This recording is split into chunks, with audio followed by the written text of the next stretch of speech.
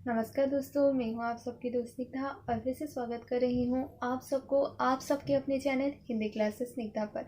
दोस्तों, आज की हमारी जो विषय वस्तु है वह है हमारे एनटीए यानी कि हमारी यूजीसी नेट की इकाई 8 यानी कि नाटक विधा के ऊपर, जिसपे हम एक नाटक के ऊपर चर्चा करेंगे, यानी कि नाटक विधा के बारे में, जो कि लगा हुआ है हमारे एनटीए नेट की सिलेबस में। तो आज हम चर्चा करने जा रहे हैं प्रसाद योगी नाटक एक है, जिसके बारे में आज हम बात करेंगे, यानी कि जिसके इम्पोर्टेंट पॉइंट्स भी मैं आपको बताऊंगी और उसके साथ साथ उसके पात्र परिचय और कुछ इम्पोर्टेंट कथन जो कि नाटकों में से अक्सर पूछा जाता है कोई भी परीक्षा में, उसके बारे में हम चर्चा करेंगे। तो दोस्तों, अगर हम बात करते हैं प्रसाद योगी नाटकों के बारे में, पहले हम ये जान लेते हैं कि हमारे एनटीए नेट के सिलेबस में प्रसाद योगी नाटकों में से कौन कौन से नाटक लगे हुए हैं। तो 3 ही नाटक वैसे तो लगे हुए हैं और वो नाटक है चंद्रगुप्त, स्कंदगुप्त और ध्रुव स्वामिनी। तो दोस्तों, चंद्रगुप्त और स्कंदगुप्त दोनों के ऊपर मैं ऑलरेडी वीडियो बना चुकी हूँ, जो कि आप मेरे डिस्क्रिप्शन बॉक्स में जाकर देख सकते हैं, क्योंकि लगा हुआ है हमारे एनटीए नेट की सिलेबस में ये नाटक। तो आज हम बात करेंगे जयशंकर प्रसाद जी के अंतिम और सर्वश्रेष्ठ नाटक ध्रुव स्वामिनी के बारे में। तो दोस्तों, इस नाटक के कुछ महत्वपूर्ण बिंदुओं के बारे में पहले चर्चा करेंगे, उसके बाद हम चलेंगे उसके पात्र परिचय के ऊपर, यानी कि कौन कौन से पात्र इस पे हमें देखने को मिलते हैं वो हम जानेंगे, और फिर अंत में हम चर्चा करेंगे कुछ महत्वपूर्ण कथन जो कि इस नाटकों में से हमें पूछे जा सकते हैं हमारी परीक्षा में। तो दोस्तों, उस ओर जाने से पहले हमें ये जान लेनी चाहिए ये नाटक किस तरह के नाटक है। तो दोस्तों, ध्रुव स्वामिनी एक ऐतिहासिक नाटक है और इसका प्रकाशन हुआ था 1933 ईस्वी में। और ये याद रखिए कि ये सर्वश्रेष्ठ नाटकों में से प्रसाद जी की, यानी कि जयशंकर प्रसाद जी की जितने भी सर्वश्रेष्ठ नाटक हुए हैं उनमें से सबसे प्रसिद्ध नाटक ध्रुव स्वामिनी को माना जाता है।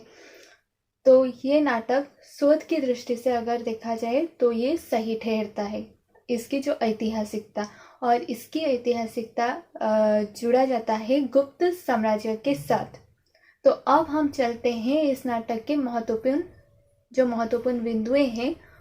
तो दोस्तों, यहाँ पर देखिए महत्वपूर्ण जो पॉइंट्स है, पहला पॉइंट ये है कि यह नाटक प्रसाद जी के द्वारा रचित प्रसिद्ध ऐतिहासिक नाटक है, जो प्रसाद जी की श्रेष्ठ नाट्य कृति भी मानी जाती है। यानी कि ये जो नाटक है ये इतिहास से लिया गया है और इससे प्रसाद जी की श्रेष्ठ नाट्य कृति भी मानी जाती है।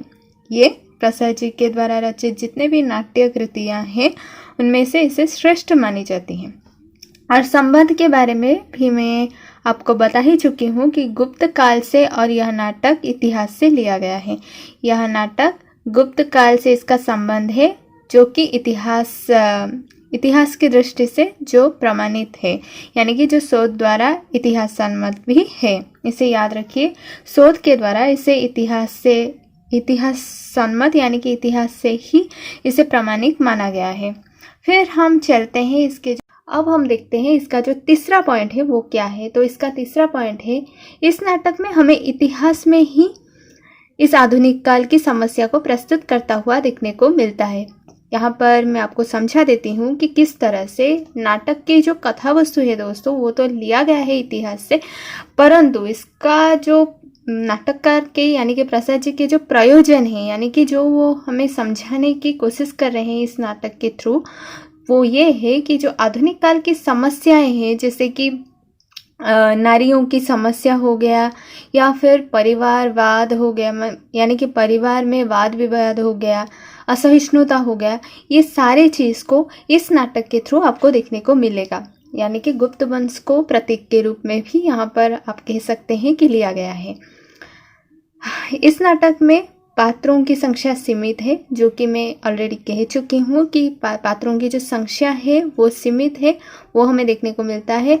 और जैसे कि मैंने कहा कि यह ऐतिहासिक नाटक है, तो इतिहास के पात्रों को हमें देखने को इतिहास के ही पात्र हमें देखने को मिलते हैं।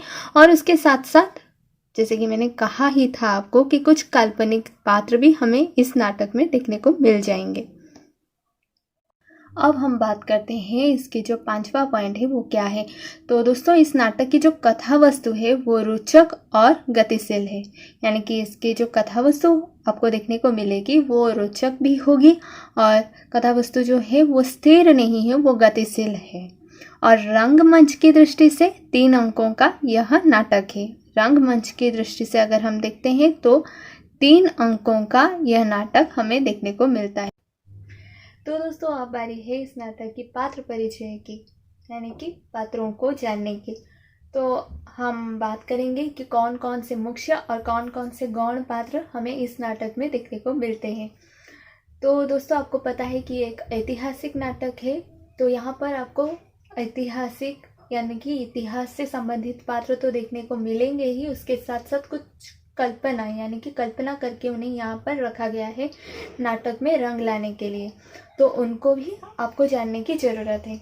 तो देर किस बात की है दोस्तों, चलिए पात्रों को जान लेते हैं। तो दोस्तों अगर हम बात करते हैं पात्र परिचय के बारे में, यानी कि ध्रुव स्वामिनी नाटक की जो पात्र है उसके बारे में यहाँ आपके सामने पेश है। और हाँ दोस्तों, मैं यहाँ पर सिर्फ और सिर्फ प्रमुख पात्रों को ली हुई हूँ और उसे मैं पुरुष और स्त्री यानी कि नारी पात्र दोनों को अलग अलग पार्टीशन में इसीलिए रखी हूँ ताकि आपको याद रखने में आसानी हो। तो पहले हम बात कर लेते हैं पुरुष के जो प्रमुख पात्र हमें देखने को मिलते हैं वो कौन कौन हैं। तो पहले तो आते हैं चंद्रगुप्त, और फिर आते हैं रामगुप्त, फिर आते हैं शिखर स्वामी, फिर आते हैं सकराज, और फिर आते हैं मिहिर देव। याद रखिए प्रमुख पुरुष पात्र जो हैं चंद्रगुप्त, रामगुप्त, शिखर स्वामी, सकराज और मिहिर देव। और अगर हम बात करते हैं प्रमुख नारी पात्रों के बारे में, तो पहले तो ये नायिका प्रधान नाटक ही है और ध्रुव स्वामिनी जो है वो नायिका ही है और इनको ही केंद्र में रखकर ये नाटक रचा गया है। याद रखिए ध्रुव स्वामिनी जो है वो ही मुख्य पात्र है, यानी कि वो ही नायिका है और उनको ही केंद्र में रखकर ये सारे के सारे जो नाटक है ये रचा गया है। फिर आती है कोमा और फिर आती है मंदाकिनी। तो याद रखिए जो मंदाकिनी जो कैरेक्टर है यानी कि जो पात्र है वो हमें काल्पनिक दृष्टि से देखने को मिलती है। और अगर हम बात करते हैं चंद्रगुप्त, रामगुप्त, ध्रुव स्वामिनी, ये सारे के सारे पात्र इतिहास से ही लिए गए हैं। पात्र परिचय के बाद अब बारी है हम बात करेंगे प्रमुख कथनों के बारे में, यानी कि प्रमुख पंक्तियाँ जो कि आपको याद रखनी है इस नाटक की परीक्षा की दृष्टि से, जो कि इम्पोर्टेंट है। तो चलिए जान लेते हैं कौन कौन से प्रमुख पंक्तियाँ हैं और उन पंक्तियों को कौन कौन से पात्रों के द्वारा कहा गया है, यानी कि कौन कौन से पात्र उसे बोलते हैं। तो दोस्तों अगर हम ध्रुव स्वामिनी जो कि 1933 ईस्वी में जिसका प्रकाशन हुआ था और प्रसाद जी के अंतिम तथा सर्व प्रसिद्ध नाटकों में से एक नाटक जिसे माना जाता है, उसके प्रमुख पंक्तियों के बारे में बात करते हैं। तो देख लीजिए यहाँ पर मैंने कुछ ही पंक्तियाँ ली हुई हैं। अगर आपको और भी ज़्यादा पंक्तियाँ चाहिए या फिर आपको ये चाहिए कि आपको जो गौण पात्र भी है उनके बारे में भी जानकारियाँ चाहिए, आप मुझे नीचे कमेंट बॉक्स में बताइए, मैं उसके ऊपर भी वीडियो बना दूंगी। और हाँ दोस्तों, या फिर आप मुझे मेल कर दीजिए, वहाँ पर मैं आपको भेज दूंगी। तो चलिए जानते हैं महत्वपूर्ण पंक्तियाँ क्या क्या है। तो पहली पंक्ति आती है ध्रुव स्वामिनी जो कि कहती है, अपराध मैं क्या बताऊं, तो क्या कुमार भी बंदी है। याद रखिए, हो सकता है ये पंक्ति आपको पूछ लिया जाए आपके परीक्षा में। अपराध मैं क्या बताऊं, तो क्या कुमार भी बंदी है। ये जो पंक्ति है ये ध्रुव स्वामिनी की कही हुई पंक्ति है। फिर आती है खड्गधारिणी जो कि एक गौण पात्र के हिसाब से आपको देखने को मिलेगी इस नाटक में। वो कहते हैं, कुछ कुछ वैसा ही है देवी, राजाधिराज से कहकर क्या आप उनका कुछ उपकार कर सकेंगी। याद रखिए, कुछ कुछ वैसा ही है देवी, राजाधिराज से कहकर क्या आप उनका कुछ उपकार कर सकेंगी। ये जो पंक्ति है ये है खड्गधारिणी की, जो कि एक गौण पात्र के रूप में इस नाटक में यानी कि ध्रुव स्वामिनी नाटक में आपको देखने को मिलेगी।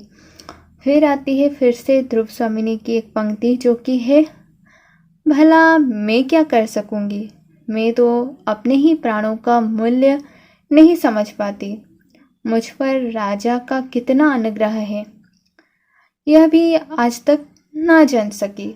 याद रखिए, भला मैं क्या कर सकूंगी, मैं तो अपने ही प्राणों का मूल्य नहीं समझ पाती, मुझ पर राजा का कितना अनुग्रह है, यह भी आज तक न जान सकी। ये जो बात है वो कहती है ध्रुव स्वामिनी। तो दोस्तों यहाँ पर और भी बहुत सारे पंक्तियाँ हैं जो कि महत्वपूर्ण हैं। मैंने सबको नहीं इसलिए लिया है क्योंकि वीडियो बहुत ज़्यादा लंबा हो जाती है और लंबी जो वीडियो होती है आप देखते ही नहीं हैं, बीच में ही स्किप कर देते हैं।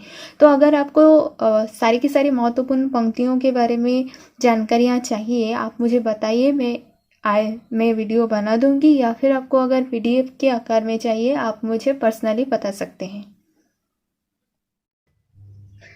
दोस्तों उम्मीद है आज की वीडियो आपको जरूर पसंद आई होगी। अगर आपको कोई भी सवाल पूछनी है मुझसे तो आप मुझे मेल कीजिए, मैं वादा करती हूँ आपकी ईमेल की रिप्लाई ज़रूर दूंगी।